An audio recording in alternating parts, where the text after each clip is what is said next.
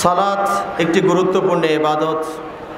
ঈমানের পরেই প্রথম নাম্বার যে ইবাদতটি দখল করে তার নাম হচ্ছে সালাহ। এই সালাহ শব্দটি আরবি, এটাকে দুভাবেই উচ্চারণ করা যায়। এটাকে আপনারা সালাহ শেষে হ, বাংলাতে যেটা হ বলি, এটা উচ্চারণ করতে পারেন, এটাও বিশুদ্ধ। আবার যদি ত উচ্চারণ করেন সালাত, সালাত, এটাও বিশুদ্ধ।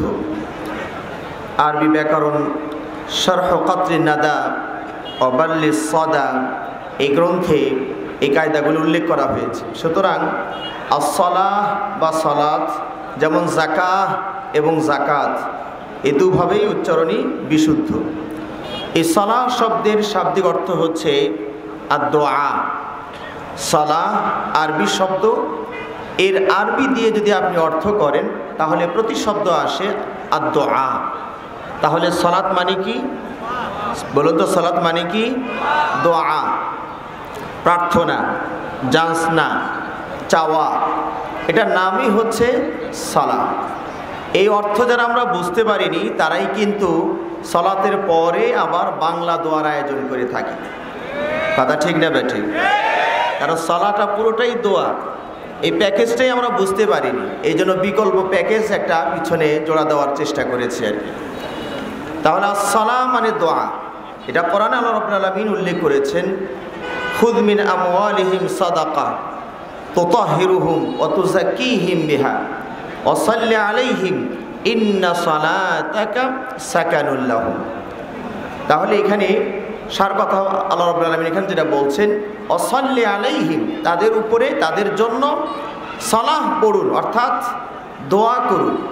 ইন্না সালাতাকা আই ইন্না দুআআকা সাকানুল লাহুম, আপনার সালাহ, আপনার দোয়া তাদের জন্য প্রশান্তি হবে, শান্তি বয়ে আনবে। তাহলে সালাহ মানে কি বললাম? দোয়া, প্রার্থনা। হাদিসেও আল্লাহ নবী সাল্লাল্লাহু আলাইহি ওয়াসাল্লাম বলছেন, ইযা দুইয়া আহাদুকুম ফালইউজিব, তোমাদেরকে যদি কেউ দাওয়াত দেয় তাহলে তোমরা দাওয়াতে সাড়া দিও। ফাইন কানা সাইমান ফালিউসাল্লি, এখন দাওয়াত দিয়েছে, দাওয়াত কবুল করতে হবে, তাই করেছেন, কিন্তু আপনি সায়েম, সায়েম মানে বোঝেন তো? সায়েম মানে কি? রোজাদার, সায়েম। তাহলে যদি আপনি সায়েম হন তারপরও দাওয়াতে সাড়া দিয়েছেন তাহলে কি করবেন? বলা হাদিসে এসেছে ফালিউসাল্লি, সে যেন সালাত পড়ে। এই সালাত পড়া মানে কি?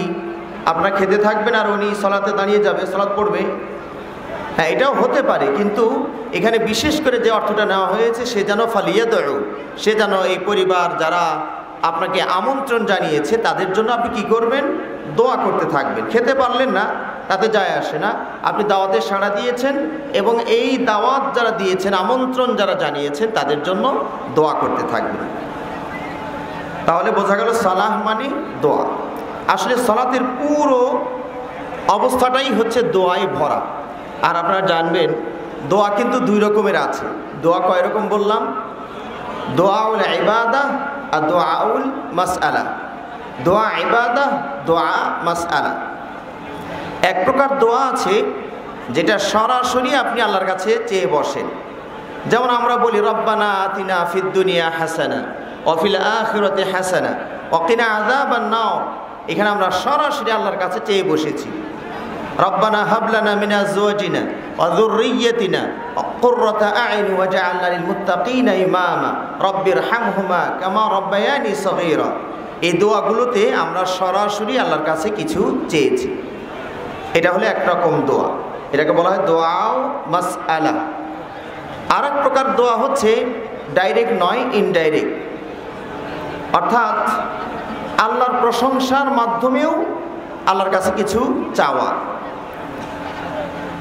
যেমন ধরুন আপনি যখন রুকুতে চলে গেলেন, রুকুতে গিয়ে কিছু যদি না বলেন, তার মাঝেও তারপরে এর মধ্যে কি আছে? চাওয়া আছে। কিভাবে চাইলেন? যে আল্লাহ আপনি রুকু করতে বলেছেন তাই করেছি, এর যে প্রতিদান তা আপনি আমাকে প্রদান করবেন। আসলে কিছু জিনিস আছে কথা দিয়ে প্রকাশ করা যায়, কিছু জিনিস আছে অঙ্গ প্রত্যঙ্গ দিয়েও প্রকাশ করা যায়। আমার কথা কি বুঝতে পারছেন আপনারা? আমি যদি আপনাদেরকে বলি তাহলে কি বুঝবেন? কি বোঝেন এটা জানা? চুপ থাকতে বলেছি, তাই না? আমি যদি বলি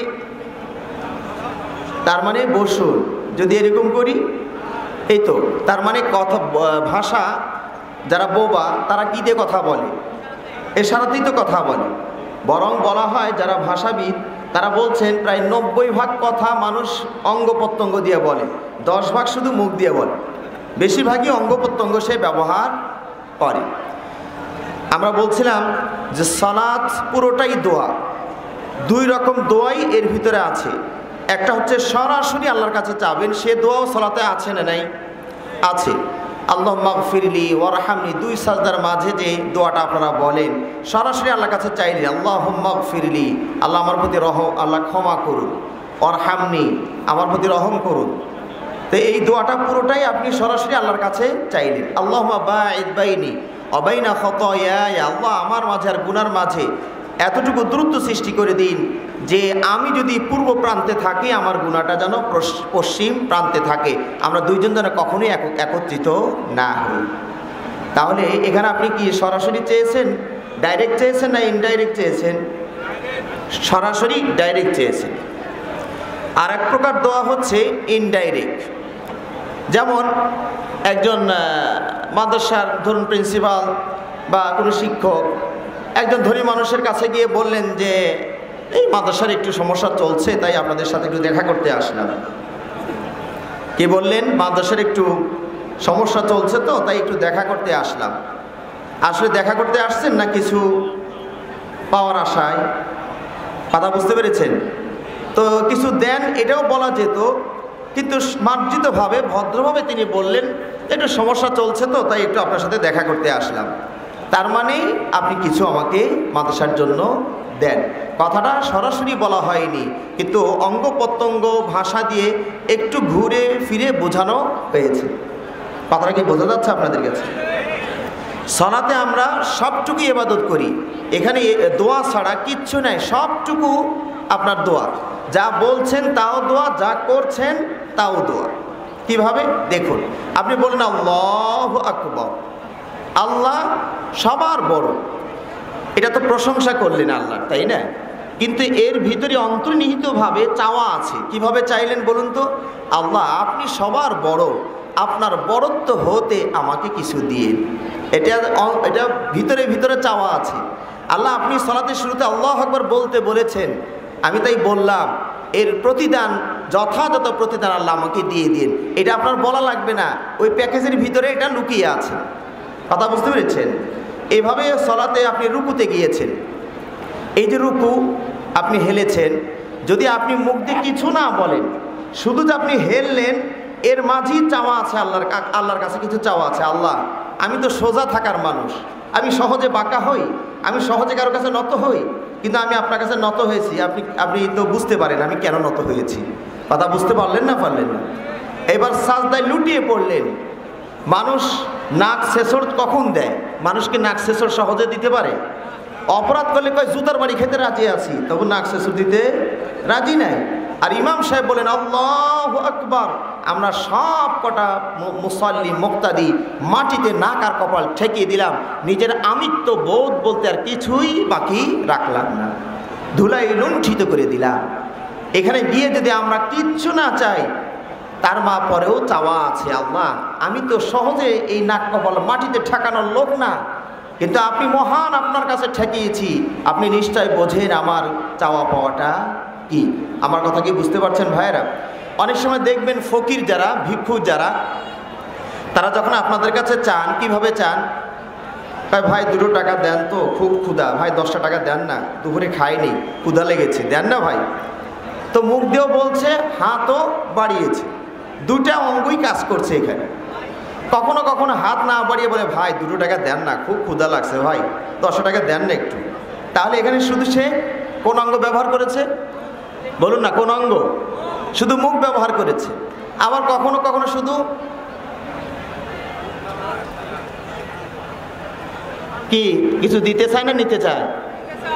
কিছু নিতে চায়, তাহলে এই যে কিচ্ছু বলছে না, মুখ দিয়ে ব্যবহার করছে না, খালি গিয়ে হাতটা পাচ্ছে, আপনারা কি বুঝলেন? যে কিছু চাচ্ছে। এইটা হচ্ছে সলাতে। আপনি যখন রুকুতে গিয়েছেন, আপনি কিচ্ছু যদি নাও বলেন, ধরুন আর কি, তার মানে এই অঙ্গ, এই সোজা মানুষটা বাঁকা হয়েছে, আল্লাহ আপনার কাছে নত হয়েছে, আপনার জন্য মাথা মাটিতে লুটিয়ে দিয়েছে, এর মাঝে কিছু চাওয়া আছে। এটা অঙ্গ দিয়ে আমি চেয়েছি, ভাষা দিয়ে নয়। আমার কথা বুঝতে পেরেছেন? তাহলে সালাতের পুরোটাই হচ্ছে, বলুন না কি, পুরোটাই দোয়া। আমরা তো বুঝেছিলাম এক সময় দোয়া মানে মোনাজাত, হাত তুলে কিছু চাওয়া, এটা শুধু দোয়া বুঝেছিলাম, কিন্তু না, দোয়ার অনেক অবস্থা আছে, তার মধ্যে সালাত একটা অবস্থা। এই সালাতে আমরা দেখুন, দোয়া করার সময় যখন আমরা তাকবীর বাদে আল্লাহু আকবার, হাতটা বুকে আছে, আপনি কি বলেন আল্লাহুম্মা বাঈদ বাইনি, দোয়া করছেন, হাত তুলেছেন নাকি?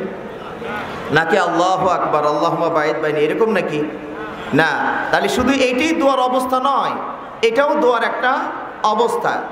এবার আপনি আবার আল্লাহু আকবার বলছেন, এটাও দোয়ার একটা অবস্থা। রুকুতে চলে গিয়েছেন, হাত দুটো দিয়ে হাঁটু আচ্ছা মতো ধরেছেন, এটাও দোয়ার একটা পদ্ধতি। সাজদায় গিয়ে 7টা অঙ্গ মাটিতে ঠেকিয়ে দিয়েছেন, এটাও দোয়ার একটা পদ্ধতি। 2 সাজদার মাঝে হাত দুটো রানের উপরে রেখেছেন, এটাও দোয়ার একটা পদ্ধতি। টয়লেটে যাচ্ছেন, বদনাটা হাতে করে নিয়ে যাচ্ছেন, আল্লাহুম্মা ইন্নী আউযু বিকা মিনাল খুবুসি ওয়াল খাবাইস, এটাও দোয়ার একটা পদ্ধতি। মসজিদে যাচ্ছেন, আল্লাহুম্মা আফতাহলি আবওয়াবা রাহমাতিক, হাত তোলেননি, এটাও দোয়ার একটা পদ্ধতি। আজ দোয়ার পদ্ধতি ওই একটা নিয়ে মারামারি করার আর সময় আর বয়স নেই। কথা বুঝতে পেরেছেন?